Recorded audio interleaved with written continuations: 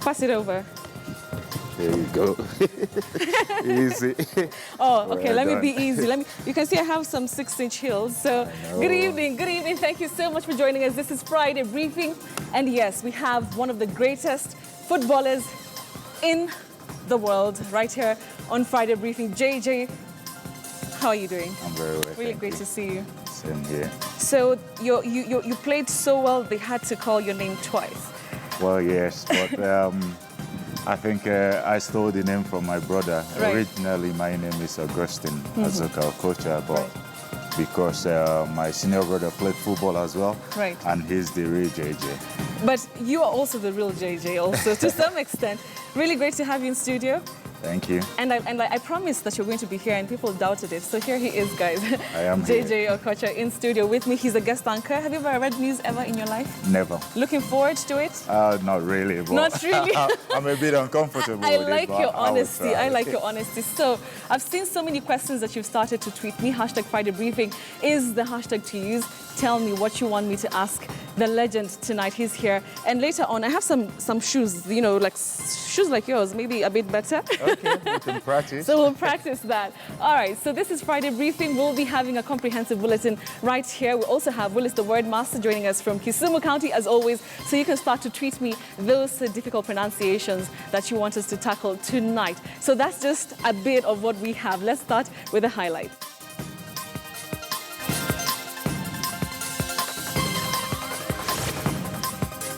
The Commission took into consideration its statutory obligation in preparing for the elections, procurement procedures. Direct procurement it is, IEBC's solution to technology tender. Safari hii sisi wana NASA tutakuwa na Presidential Tallying Center. The Commission has taken steps to directly procure the required Kenya Integrated Elections Management System. NASA kicks up new storm as principals reunite for city rally. Wale tunashindana na wao wamechanganyikiwa. Give us a break. Ruto blasts opposition over Jubilee record. And the legend in the house, Jay Jay Okocha takes the hot seat.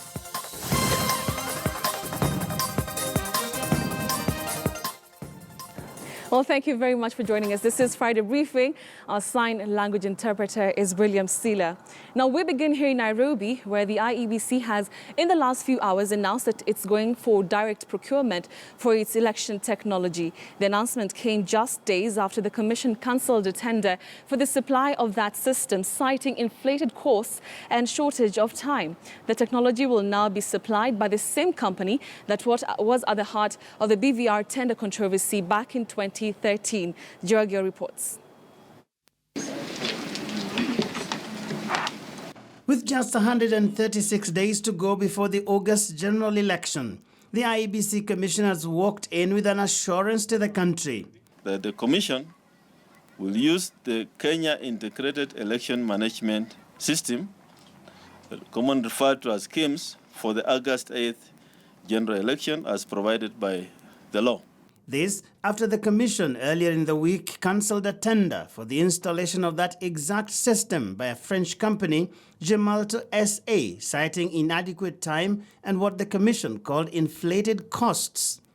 But now the Commission says it has a way out: single sourcing. The Commission has taken steps to directly procure the required Kenya Integrated Elections Management System from Saffron Identity and Security Company, formerly known as MOFO. Saffron, also a French company, supplied the BVR kits in the 2013 general election, the same kits used in the just concluded mass voter registration. IEBC says it will be much easier to integrate the data from all the 19 million registered voters into the identification system if the same service provider is used. Saffron has undertaken to deliver the technology within the statutory timelines which the Commission has issued. It is not clear how much the direct procurement will cost the country, But in the last general election, the Auditor General's report suggested that the government had lost nearly 4 billion shillings from a similar arrangement involving the same company, which was then called Saffron Morpho. Saffron had initially won the tender but was disqualified under unclear circumstances, only to resurface as the service provider after the government announced that it was resorting to direct procurement from the government of Canada. And the Canadians had no stake in that company. So they say we are doing government to government, but when it comes to the contract and the business of elections, you got to talk to them directly. And this company, Canadian company, it was just an agent of a French company. So even what we had to pay to the Canadian company was a lot more than we anticipated. The IEBC says this is the only way to go. But with controversies around the direct procurement in the last general election, it will have work to do in convincing any doubting Thomases out there that this time it was above board, that it is value for money, and that in fact the technology will work on August 8th.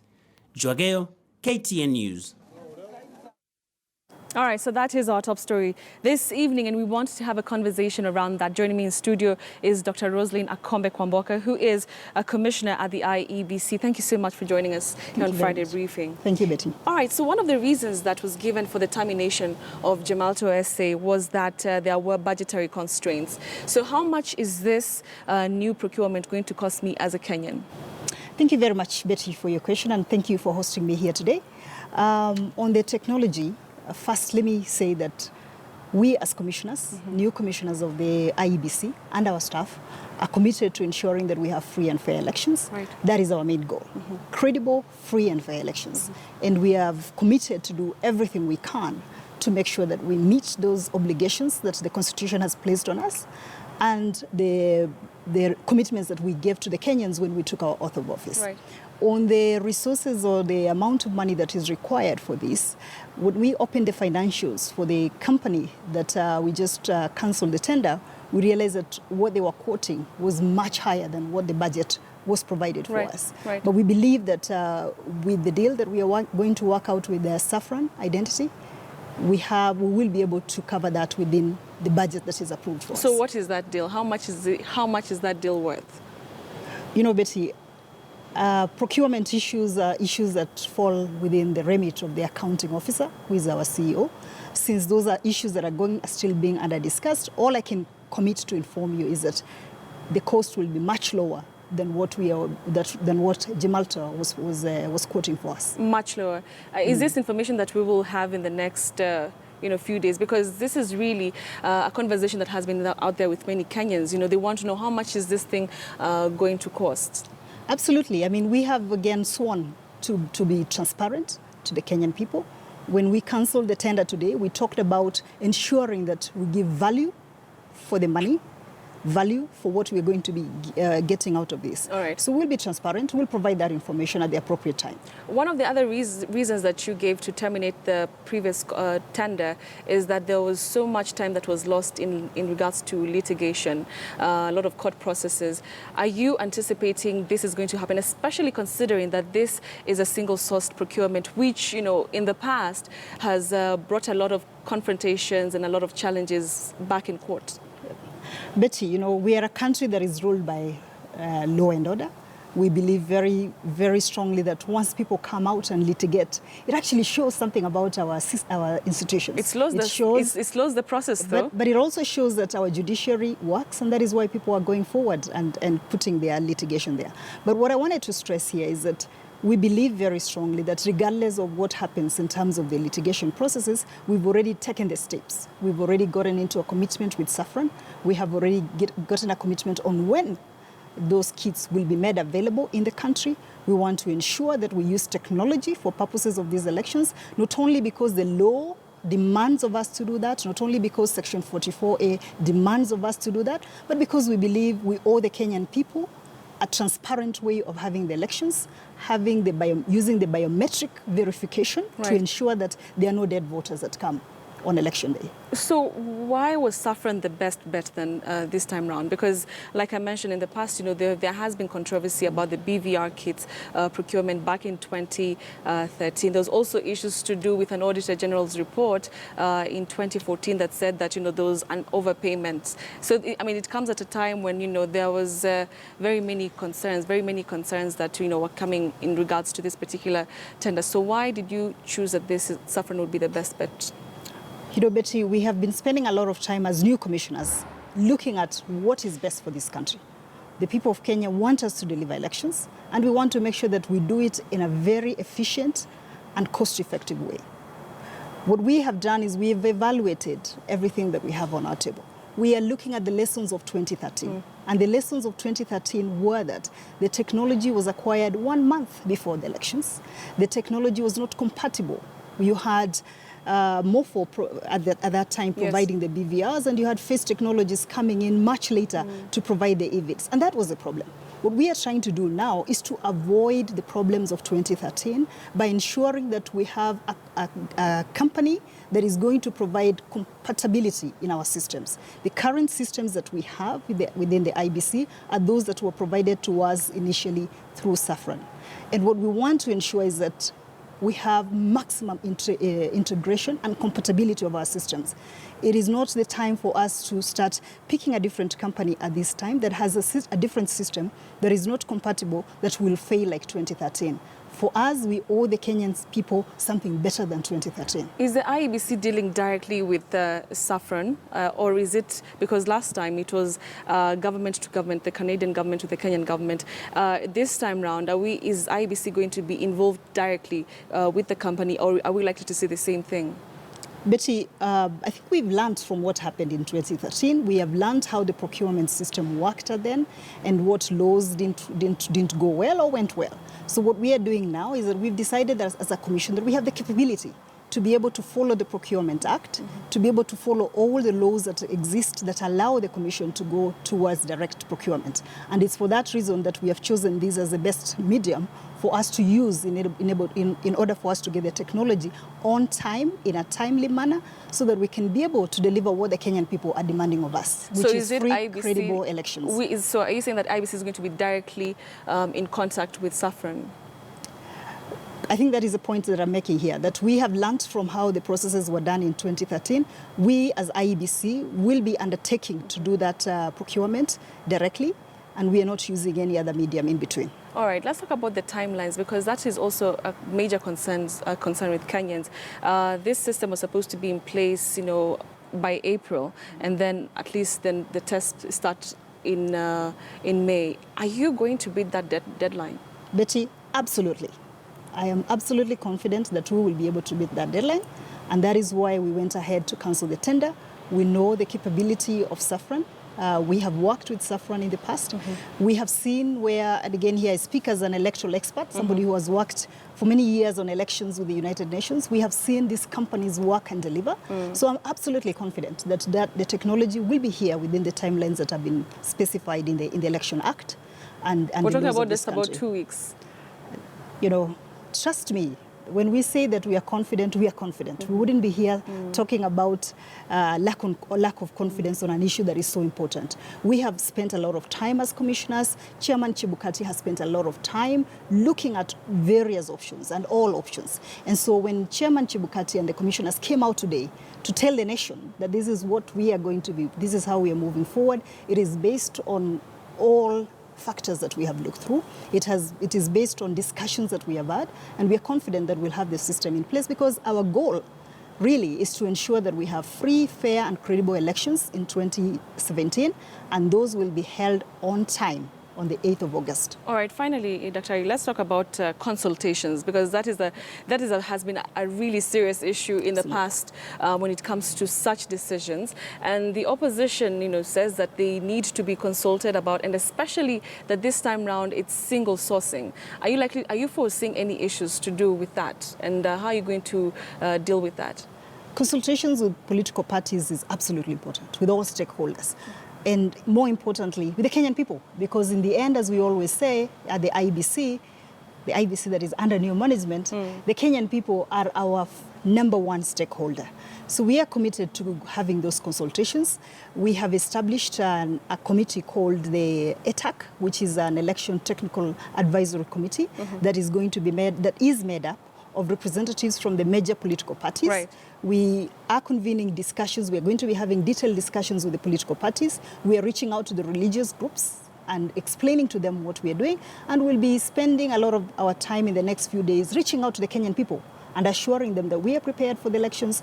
We are going to be using technology for the elections. We'll be using biometric verification of the fingerprints before people go in to vote, and we will transmit the election results biometrically. We are not moving away from the law. The law requires of us to use technology, and we are committed to ensuring that we use that technology to be able to deliver free and fair elections to the Kenyan people. All right. Thank you so much, Dr. Roselyn Akombe Kwamboka. Thank you so much for your time. Thank you. All right, let's now go to some politics and the principles of the opposition alliance NASA resurfaced earlier today for a show of unity at a rally here in Nairobi. The leaders dismissed the recent state of the nation address by President Uhuru Kenyatta as mere propaganda. And as our political affairs editor now reports, the opposition grouping revived the controversial pledge to set up a parallel tallying system for election results. It was a crucial political rally for the National Super Alliance NASA as the four principals sought to execute their message of togetherness here in the capital, Nairobi. All four of them vouching for one another's loyalty amidst speculation over their unity. The biggest question marks having been laid upon Wiper leader Kalonzo Musyoka. And in mystifying speaking protocol that kept their cards ever close to their chests, the ODM leader was the first to speak, defending his 2013 running mate. Kalonzo ako ndani ya NASA, kamili hakuna mahali anaenda. Mimi najua Kalonzo. Mwaka ile ingine tulisimama na yeye. Tulifanya kampeni na yeye. Kalonzo Musyoka ni mwanaume. Rumors have sprung up in recent days indicating that the Wiper leader was uncomfortable in NASA and was flirting with the idea of jumping ship, and an energized Kalonzo Musyoka was on hand to pledge his loyalty. Hesabu imekuwa nyingi zaidi, na ndio naona hawa wanaanza kutetemeka, kupeana porojo, watashindwa. Na leo nimekuja kutangaza hapa The NASA leaders are said to be 80% through the process of deciding how the NASA presidential ticket will look like. Mudavadi and Wetangula also rubbished the discord claims. Hema ya NASA ni kubwa, inatutosha sisi wote, na hata joto ikiwa kwa hiyo hema, sisi tutabaki ndani hapo ndani. The opposition's lieutenants from all affiliate and friendly parties also drummed up support for their principles. Tumepitia katika kila majaribio. Raila alinyimwa penshoni yake. Kalonzo akanyimwa penshoni yake. Weta akafukuzwa, akaenda akawachapa, akarudi. Mudavadi ametujoin. Sasa tumekula ng'ombe mzima, mkia utatushinda. Muliona kila mtu, sisi tumeshikana, tuko pamoja. Tumemleta ndugu yetu awe auwanie kiti ya urais na wale wengine. The opposition coalition also took issue with the Independent Electoral and Boundaries Commission, IEBC, over its preparedness for this year's general election. Musyoka insinuating plans of a parallel tallying center to ensure a credible election for NASA.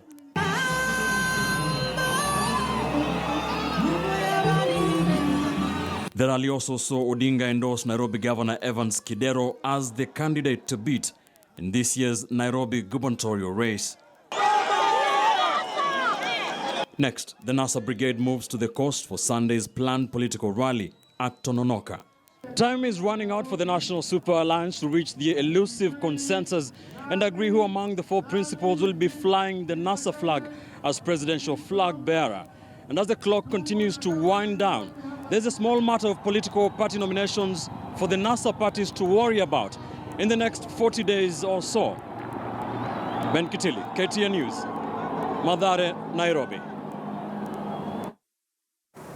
Now, a short while after the NASA rally, IEBC declared that it is the only body mandated to announce results. The chairman, Wafula Chebukati, says they will not surrender that mandate to any other person or grouping.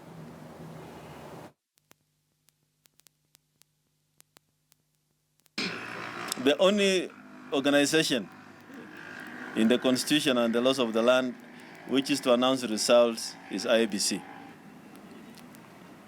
Now, nobody else can take that job from us.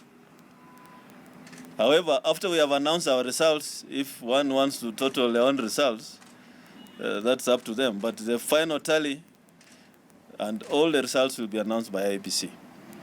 And we are the only ones mandated to declare who the winners are, and that cannot be compromised on. It's in the Constitution and it's in the laws of the land. All right, and that story leads us to our big question this evening. And you've heard what the opposition really had to say earlier today, about reviving, of course, that controversial pledge that they will set up a parallel tallying system for election results, something that the IEBC chair has said a big no to. And would like to hear your thoughts on this big question tonight. And we're asking you if you support the plan by NASA to establish a parallel results tallying system. That is our big question. We'd like to hear your thoughts. Hashtag Friday Briefing, or the number is 22155. And I will be taking a look at your responses. You can also tweet me at Betty M. Kialo. Do you support the plan by NASA to establish a parallel results tallying system? That is our big question. We'd like to hear your thoughts on it.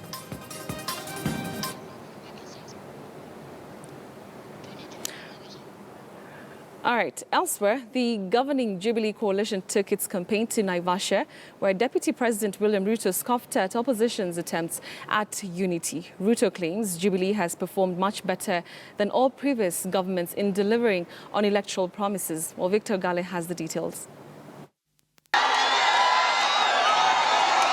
With the country being in an electioneering period, the Kihoto grounds in Naivasha sub-county was painted with Jubilee colors, with various aspirants exhibiting their campaign theatrics in every manner.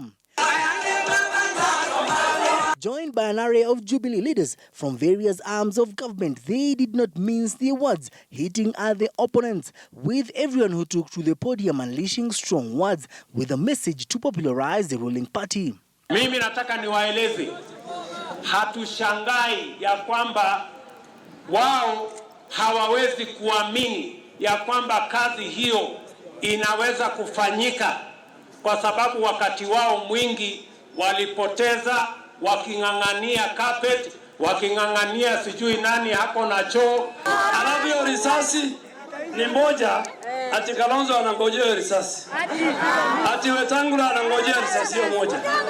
Wasikia wana jamaa wengine wameenda hata huko Mathare, hawakuenda siasa, wameenda hospitali. Wameenda hospitali, na nina haki watatibiwa na serikali ya Uhuru Muigai Kenyatta. Musalia Mudavadi, Nairobi kulikukosa makaburi ya kuzika watu ikaisha, watu wa City Council wakaenda kununua shamba, walienda wakanunua hewa. Musalia Mudavadi aulizwe, alikatiwa milioni 22. Deputy President William Ruto addressed issues of lack of clean water, which have since time immemorial hit Naivasha, with its residents taking water containing high fluoride levels. Maji safi hayawezi yakatoka hapa kwenu Naivasha sababu ya ile chumvi, sawa sawa. Maji safi tutatoa kule Nyandarua katika Abadea, sawa. Tunasikia anafunga safari, anataka kwenda kupinga ingine iko huko Bomet.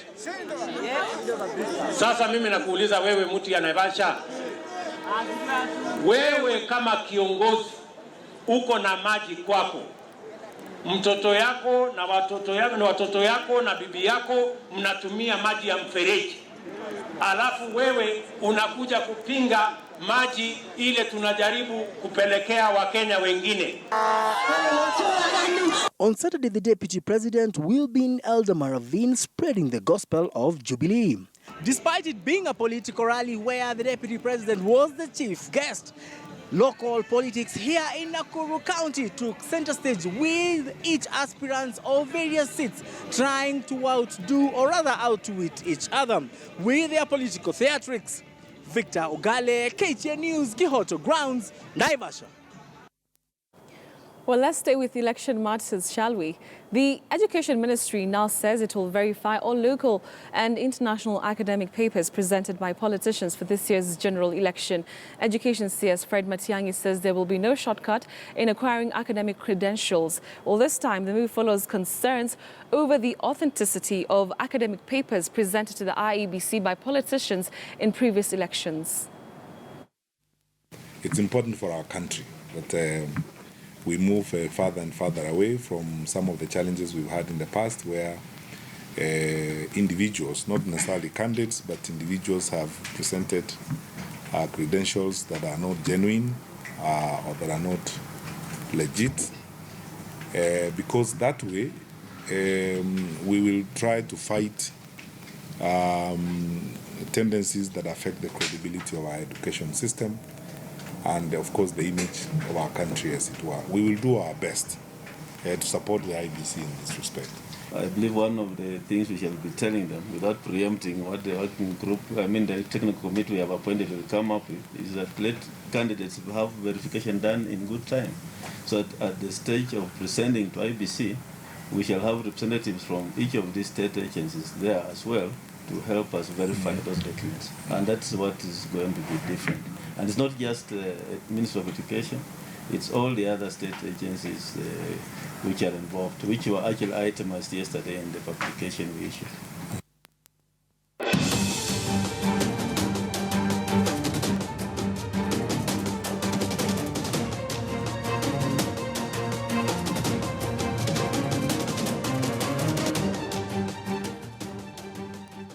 All right, so we wanted to take a break on Friday briefing, but before then, let's just remind you of our big question this evening. And we were asking you if you support the plan by NASA to establish a parallel tallying system. That is our big question tonight. So very many comments and tweets coming through. Let me just sample one or two tweets here. And I'll start with Kelvin Masharia. You say NASA should be free to set up a private tally center, although they should not interfere with the mandate of the IEBC. Okay, somebody here, Ezekiel Obilo, you say yes, parallel polling stations will allow fairness and rub off any suspicion. Givua Wakoina, you say no, because that's intimidating IEBC and its duty. That's Bahati from Nairobi. Thank you so much for your comments. Keep them coming. Do you support the plan by NASA to establish a parallel results tallying system? That is our big question. Tweet me at Betty M. Kialo. Use the hashtag Friday Briefing. Or you can also just text us. 22155 is the number. And I'll be taking a look at your responses throughout the show tonight. So we'll take a break. But when we come back, I'll be coming back with a football legend. He's right here in studio. You saw him when we started the show. I'll see if I'll try get some skills for the weekend from him. So we'll get to see that. And of course, hear a lot of things from him, really, and why also he's here in the country. That's coming